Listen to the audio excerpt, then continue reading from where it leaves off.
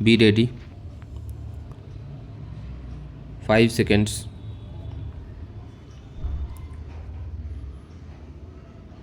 Start. The case of the petitioner is that under the service rules, the period of probation prescribed is 1 year, and since no order was passed extending the period of probation, and consequently he would be deemed to have been confirmed in December 2000.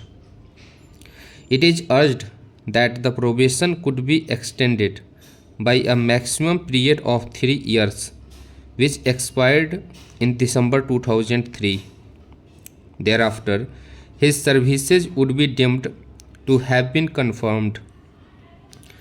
There was no justification in not confirming him in the year 2005 or in postponing the issue relating to confirmation on the ground that his services had not been found to be satisfactory. It is urged that the same mistake was committed when the respondent refused to confirm the petitioner in October 2007. It is further submitted that at the relevant time there was no adverse entry in preceding 5 years. The solitary adverse entry of the year 2001 being an entry more than 5 years old could not be made basis for not confirming the petitioner and in denying promotion to him.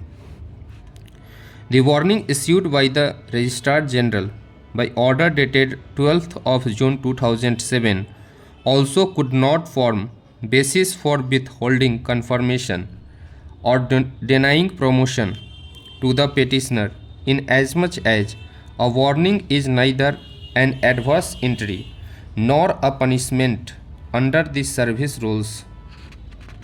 It is pointed out that a preliminary inquiry in another matter, which also formed the basis for denying confirmation, has culminated in favor of the petitioner, and thus the same could not have been the basis for denying confirmation in service. The writ petition was opposed by learned counsel for the respondent by contending that under the service rules, although a maximum period of probation as well as extended period of probation are prescribed, yet there is no provision of deemed confirmation.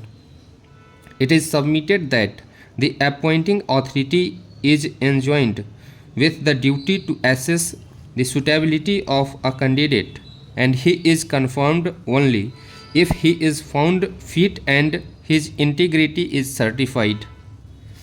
It is urged that in the case of the petitioner, his work and conduct was not found to be satisfactory.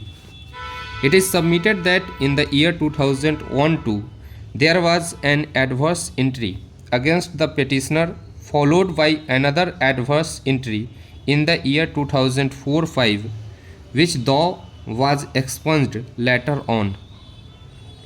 It is submitted that in the year 2005, the case of the petitioner was considered for confirmation of his services, but it was found to be unsatisfactory. Consequently, the matter was deferred. It is pointed out that in a departmental proceeding held against the petitioner, he was found guilty of indiscipline and misbehavior with his superiors. However, the respondent, taking into consideration the unconditional apology submitted by the petitioner as well as the fact that it was first such instance, took a lenient view, and instead of awarding any severe punishment, he was let off with a warning to be careful in future and be a disciplined employee. Stop.